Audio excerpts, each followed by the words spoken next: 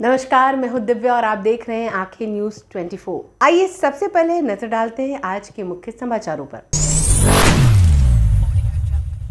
नमस्कार, मैं अमित और आप देख रहे हैं आंखें न्यूज 24। बिहार सरकार में गन्ना उद्योग मंत्री कृष्णनंदन पासवान ने लालू प्रसाद यादव पर बड़ा जुबानी हमला किया। दरअसल उन्होंने लालू प्रसाद यादव पर तंज कसते हुए कहा कि लालू यादव पार्टी के राष्ट्रीय अध्यक्ष बन जाए या अंतर्राष्ट्रीय अध्यक्ष बन जाए, 2025 में बिहार की जनता इनको सबक सिखाने वाली है। वहीं आगे उन्होंने तेज प्रताप यादव के प्रकरण को लेकर कहा कि लालू प्रसाद यादव पार्टी को बचाने के लिए राष्ट्रीय अध्यक्ष के लिए नॉमिनेट किए हैं, लेकिन उनका परिवार टूट गया है। परिवार के लोग जिस तरह से अपने समाज की बेटी का तिरस्कार किए हैं, उनके साथ जो घटना घटी है, बिहार की जनता अब उनके परिवार को कभी माफ करने वाली नहीं है। और क्या कुछ कह रहे हैं, आइए आपको सुनवाते हैं। लालू जी का अपना पार्टी है, वो राष्ट्रीय अध्यक्ष बन जाए, अंतर्राष्ट्रीय अध्यक्ष बन जाए, कोई अध्यक्ष बन जाए, सब लोग जानता है कि वो पार्टी नहीं है, एक सिंडिकेट है, एक परिवार का सिंडिकेट है। अब परिवार के बीच में, सिंडिकेट के बीच में अध्यक्ष बनना हमारे समझ से कोई महत्व हम लोगों के बीच में नहीं है। वो अध्यक्ष बने, राष्ट्रीय अध्यक्ष बने, उसे कोई फर्क पड़ने वाला नहीं है। और वह उनके अपना विचार, अपना पार्टी परिवार टूट गया लग रहा है। देखिए, परिवार का उनका अंदरूनी क्या मामला है, उस पर हम कमेंट करना नहीं चाहते।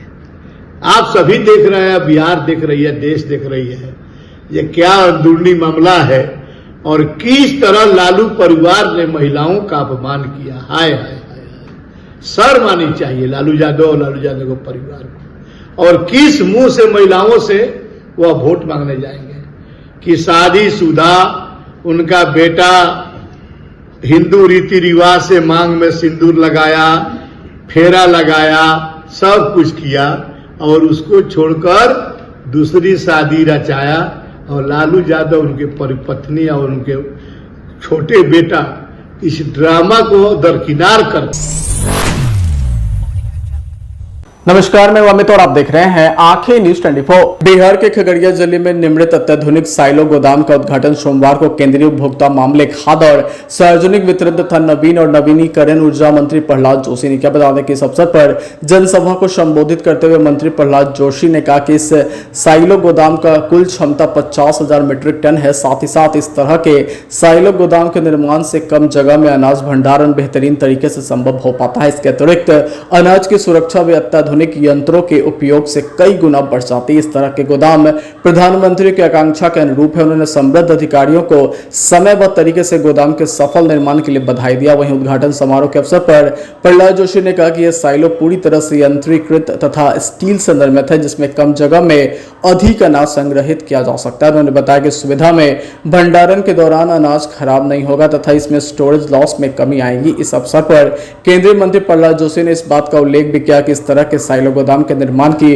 अवधारणा प्रधानमंत्री नरेंद्र मोदी के द्वारा 2014 में रखा गया था। उन्होंने वर्ल्ड बैंक की एक रिपोर्ट का जिक्र करते हुए कहा कि प्रधानमंत्री नरेंद्र मोदी की करीब 11 वर्ष के कार्यकाल में एक्सट्रीम पॉवर्टी रेट 27% से घटकर लगभग 5% ही रह गया है। लगभग 26 करोड़ लोग का गरीबी रेखा से बाहर निकलना प्रधानमंत्री नरेंद्र मोदी के कल्याणकारी नीतियों का ही परिणाम है। केंद्रीय मंत्री ने केंद्रीय उपभोक्ता मामले, खाद्य और सार्वजनिक वितरण मंत्रालय द्वारा चलाए जा रहे प्रधानमंत्री गरीब कल्याण योजना का जिक्र करते हुए कहा कि इसके तहत लगभग 80 करोड़ देशवासियों को मुफ्त अनाज दिए जा रहे हैं।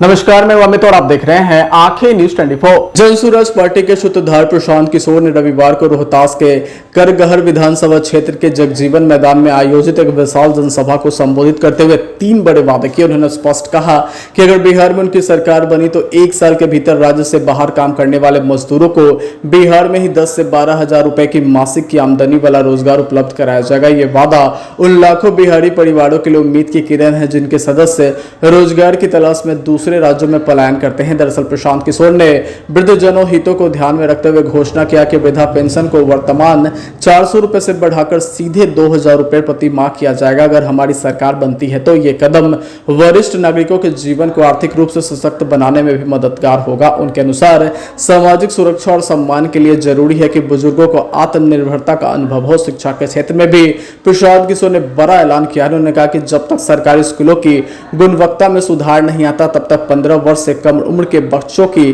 प्राइवेट स्कूल की पढ़ाई का खर्च सरकार वहन करेगी। यह वादा उन परिवारों के लिए राहत भरा है जो आर्थिक अभाव के चलते अपने बच्चों को अच्छी शिक्षा नहीं दिला पाते। बता दें कि प्रशांत किशोर ने सभा के दौरान यह भी बताया कि उनका जन्म करगहर में हुआ था। उनके पिता यहीं पर डॉक्टर थे। उन्होंने इसे अपनी जमीन और लोगों से जुड़ा का प्रतीक भी बताया।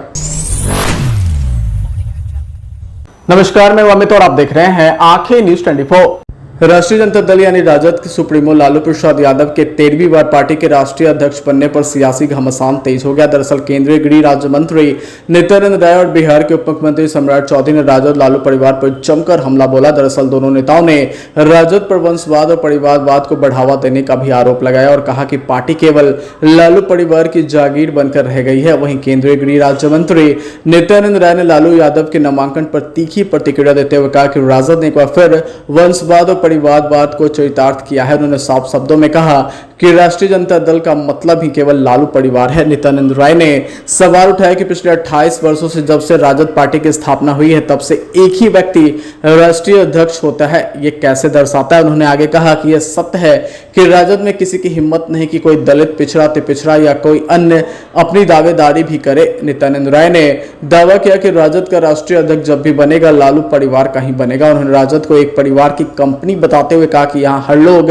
भ्रष्टाचार में संलिप्त है। वहीं बिहार के उप मुख्यमंत्री सम्राट चौधरी ने भी लालू यादव के 13वीं बार राष्ट्रीय अध्यक्ष के लिए नामांकन पर अपनी भड़ास निकाली। उन्होंने ट्वीट करते हुए कहा कि लालू यादव जी राष्ट्रीय अध्यक्ष 13वीं बार बने। राजद में पिछड़े, पिछड़े, दलित, महादलित एवं सवर्ण समाज की आवश्यकता नहीं है, सिर्फ लालू जी एवं उनके परिवार की ही आवश्यकता है। सम्राट चौधरी ने तंज कसते हुए राजद को राजतंत्र स्थापित करने के लिए शुभकामनाएं भी दी। समाचारों में वक्त हो चला एक छोटे से अंतराल का। पटना में कई वर्षों से शिक्षा में अहम योगदान दे रहा है Gyansthali high school Alamganj Patna city, जहां 10वीं और 12वीं की बोर्ड परीक्षाओं में 100% अंक प्राप्त कर रहे हैं बच्चे। एक ऐसा स्कूल जहां न केवल होती है पढ़ाई बल्कि साथ ही साथ होती है कल्चरल एक्टिविटी, स्पोर्ट्स एक्टिविटी से जुड़े गेम्स, मैथ ओलंपियाड से लेकर साइंस ओलंपियाड, जहां बच्चों के लिए स्कूल कैंपस अत्याधुनिक सुविधाओं से लैस, छोटे बच्चों के लिए वाहन और ट्रांसपोर्ट की विशेष सुविधा।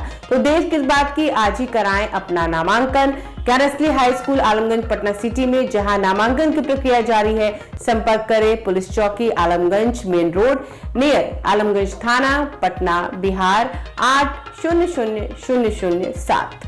समाचारों में आपका फिर से स्वागत है। नमस्कार, मैं अमित और आप देख रहे हैं आंखें न्यूज 24। लालू प्रसाद यादव के द्वारा नामांकन करने और राष्ट्रीय अध्यक्ष बनने के सवाल पर विजय कुमार सिन्हा ने कहा कि लोकनायक जयप्रकाश नारायण की ये ऐसे शिष्य हैं जो लोकतंत्र को उन्होंने कलंकित किया है, संविधान को दागदार किया। वहीं आगे उन्होंने लालू प्रसाद यादव पर तंज कसते हुए कहा कि राजद पार्टी का कल्चर बिहार को बर्बाद कर रहा है और राजद कल्चर के स्कूल कॉलेज में पढ़ने वाले लोग भी उसी रास्ते पर चल रहे हैं। बिहार के हित में नहीं है, बिहार को बदनाम और बर्बाद करने वाले लोग हैं। राजद आज भी नहीं सुधरा है, कल भी नहीं सुधरेगा। आइए आपको सुनवाते हैं और क्या कुछ आरोप लगा रहे हैं विजय। लोकनायक जयप्रकाश नारायण जी के ये ऐसे शिष्य हैं जो लोकतंत्र को कलंकित किए, संविधान को दागदार किए और सजायाफ्ता एक आर्थिक अपराधी जब किसी पार्टी का राष्ट्रीय अध्यक्ष बने और सत्ता पर बैठ करके लोगों के आदर्श बनने की भावनाओं का प्रकटीकरण करे, ये राजद कल्चर बिहार को बर्बाद कर दिया। और राजद कल्चर के स्कूल कॉलेज में पढ़ने वाले लोग भी उसी रास्ते पर चल रहे हैं। ये बिहार के हितैषी नहीं है, बिहार को बदनाम और बर्बाद करने वाले लोग हैं। राजद आज भी नहीं सुधरा है, कल भी नहीं सुधरेगा। कोई नामांकन नहीं हुआ है, क्यों होगा? ये लोकतंत्र का उनका पार्टी नहीं, राजतंत्र परिवार तंत्र है। जमींदारी की भाव से वो राजनीति करते हैं और ऐसे राजद के मानसिकता में एक तरफा अपने जमींदारी की भाव स्पष्ट प्रकट होती है। नमस्कार, मैं अमित और आप देख रहे हैं आंखें न्यूज 24। पिछले दिनों बिहार विधानसभा में नेता प्रतिपक्ष तेजस्वी यादव ने सरकार पर जोरदार हमला बोला था। कहा था कि सरकार को जमाई आयोग का गठन कर देना चाहिए। बताया जाता है कि एनडीए के नेताओं के रिश्तेदारों को बिहार में गठित आयोगों में जगह दिलवाने को लेकर यह बड़ा बयान तेजस्वी यादव ने दिया था। वहीं अब इस मामले को लेकर केंद्रीय मंत्री जीतन राम मांझी ने तेजस्वी को खड़ी खड़ी सुनाई है। कहा है कि बिना काबिलियत के ही इस परिवार के कई लोग सत्ता सुख भोगते रहे। वहीं आगे जीतन राम मांझी ने कहा कि ये तो वही वही बात हो गई कि चलनिया दूसरे बढ़निया के। लालू परिवार के कई लोगों का उदाहरण दिया और बताया कि अब वही लोग हैं जो बिना किसी काबिलियत के मंत्री से लेकर मुख्यमंत्री तक बने थे। दिल्ली में, हरियाणा में जो मारपीट आगे चाहेगा इलू करित रहा नहीं हो, यही लोग पिटाइलेगा। और वो आदमी यहाँ के बन गए मंत्री और स्वास्थ्य मंत्री बन गए, कहाँ तक पढ़ा लिखा हो भाई, तो काहे बन गए? लालू यादव का बेटा है सही हो। ये मीसा भारती कौन आंदोलन करके रही, लेकिन वो बन गए पूछे राज्यसभा के मेंबर। दूसरा बात, एगो सिंगापुर में उनका बेटी रहा है, तो जिनको नंबर होता है रोहिणी, वो चुनाव लड़ गए कहाँ से? छपरा से। कहाँ से? तो वो कौन आंदोलन करे थे? अब हद से हद राबड़ी देवी मुख्यमंत्री बन गए। अब आप विधान परिषद के विरोधी दल के नेता है, कौन पढ़ा लिखा है?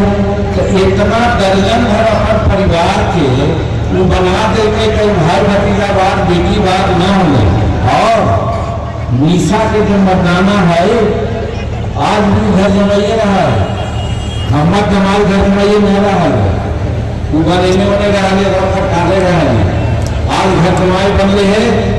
और मीसा के फर्श उठाते नहीं चला है, तो वो परिवारवाद न हो।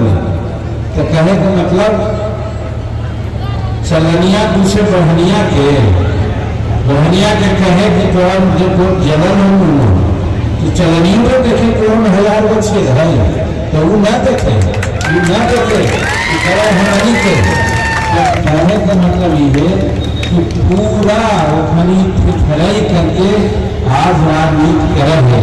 ये वजह से मुख्य राजनीति में हमनी की न जाके चाहिए। हमनी के बात सही है कि आज समाज धर्म के दलित लगे हुए हैं। हमारे पार्टी जो हिंदुस्तानी आवाम मोर्चा सुंदर है, उसका सिद्धांत है हम गरीब के लिए नेता करेंगे, कमाएंगे। गरीब में चाहे बड़जन के गरीब हो, हरजन के गरीब हो, पिछड़ा के गरीब हो, जेकर गरीब हो कर्म भलाई में बात करेंगे। देखा में जातिता करना है, लेकिन दूसरा समाज सबसे पीछे है। अब कैसे यू समझावा हो, देखा एक एक बात हम समझावे कि अगर आपने अभी तक हमारे चैनल को सब्सक्राइब नहीं किया है तो हमारे चैनल को जल्द से जल्द सब्सक्राइब करें, लाइक करें और शेयर करें। देश और दुनिया की तमाम खबरों को देखने के लिए लगातार देखते रहें आंखें न्यूज़ 24।